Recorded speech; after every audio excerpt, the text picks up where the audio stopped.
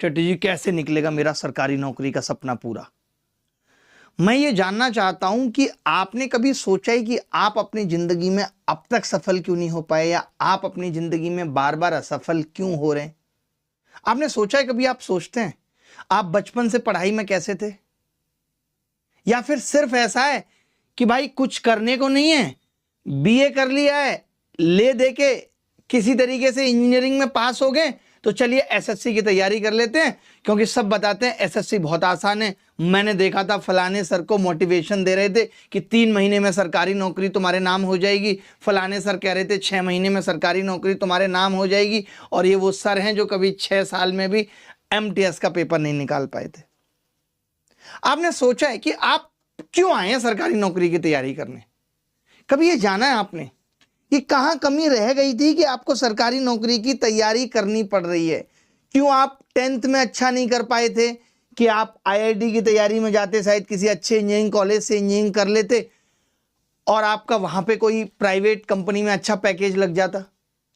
क्या अभी तक आपकी असफलता की वजह आपको नहीं पता है कि अभी तक आप जीवन में कुछ नहीं कर पाए, और अब अचानक से आप एसएससी की दुनिया में आ गए और गुरुजी 6, 7, 8 महीने में ऐसी चटनी पिला देंगे कि आपका सिलेक्शन हो जाएगा, और उसी उम्मीद में आप ये स्ट्रेटेजी वीडियो देखने आ गए?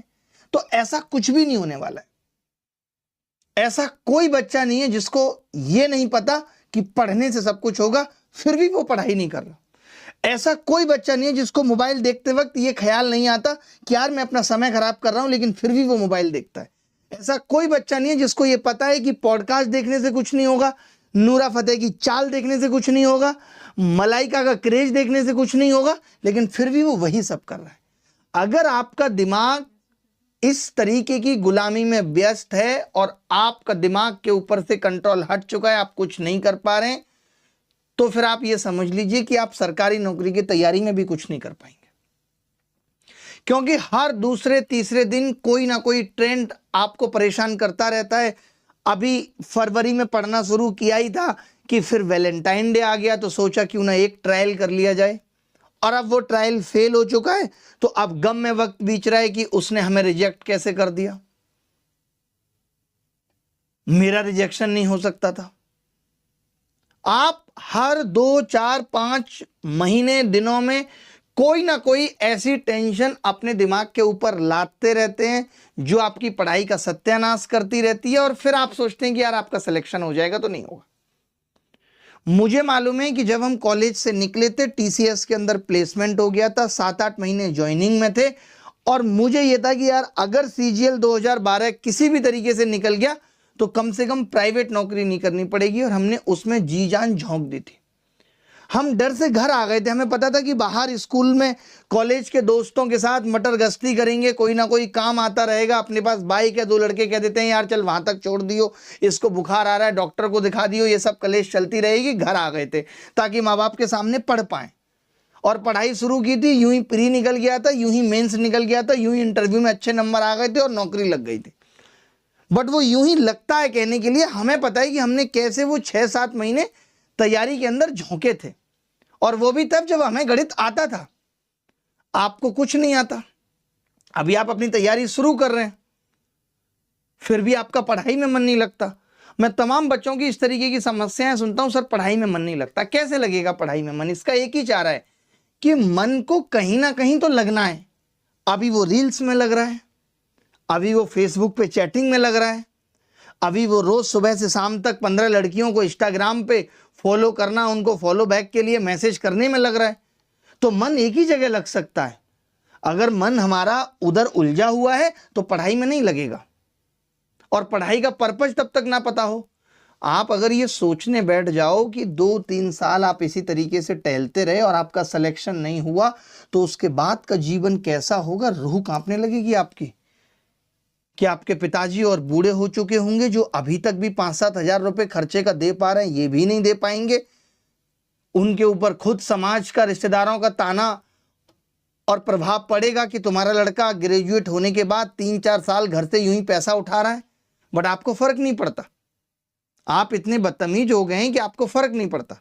आप कितनी भी कोशिश कर ले, टीचर अच्छा पढ़ाने की कोशिश कर ले, बट ऑनलाइन का जमाना है, हमें तो पता ही नहीं चलता कि आप कितना समय खराब कर रहे हैं। नहीं, और मैं ये बिल्कुल नहीं कह सकता कि आप आइए पढ़ने, हम ऐसा पढ़ा देंगे कि आपका हो जाएगा, नहीं। हम कितना भी अच्छा पढ़ा दें, अगर आप नहीं पढ़ना चाहते, आपके मन में नहीं है उतनी शिद्दत लगाना, तो नहीं हो पाएगा। हर साल कई करोड़ लोग सरकारी नौकरी की तैयारी में कूदते हैं, और ये मान लीजिए 50,000 60,000 लोगों को सफलता मिलती है जो वाकई में सीरियस थे अपने गोल के प्रति, जिनको पता था कि पढ़ने से ही होगा, कोई और ऑप्शन नहीं है करने के लिए।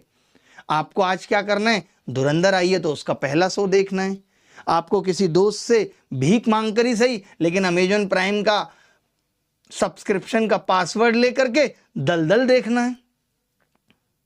कुछ ना कुछ तो देखेंगे आप, भले ही भीख मांग के पासवर्ड देखें आप।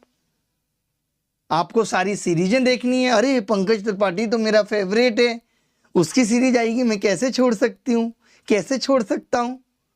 पता तो तब चलेगा जब नौकरी नहीं लगेगी और वो छोड़ जाएगी, तब समझ में आएगा जीवन में नौकरी का महत्व क्या था, पढ़ाई का महत्व क्या था। करते रहिए जीवन बर्बाद, करते रहिए वक्त बर्बाद, एक ही जिंदगी मिली है।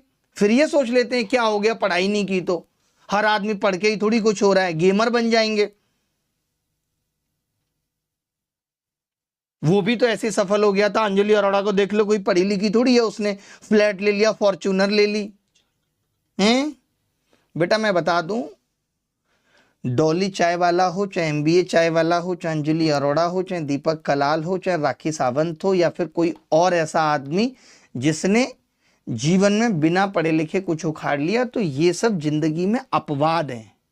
अगर तुम्हारे साथ ऐसा कुछ होना होता तो अब तक ऐसा कुछ तो हो गया होता हल्का फुल्का। तुम्हारी जिंदगी अगर तुम्हें सरकारी नौकरी में खींच कर लेके आई है, तो इतना समझ लीजिए कि तुम्हारे नसीब में कुछ भी ऐसे ही नहीं है कि तुम्हें यूं ही मिल जाएगा। तुम्हें तो 20 गज के कमरे में अपनी करोड़ों की जवानी 1 साल तक सुलगानी पड़ेगी, तब कहीं जाके कोई नौकरी तुम्हारे हाथ लगेगी। और अगर तुम उसके लिए तैयार हो तो पढ़ाई करो, तो दिल लगा के करो। देखिए 2 ही चीजें होती हैं कि या तो करो या तो मत करो। ये डुअल माइंडसेट नहीं होना चाहिए, यार ठीक है पढ़ लेंगे, कुछ ना कुछ तो हो ही जाएगा। तो मैं उन बच्चों के लिए बिल्कुल नहीं पढ़ाता हूं जो कुछ ना कुछ की उम्मीद में अपना साल खराब कर रहे हैं। मेरे पास उनके लिए कुछ भी नहीं है।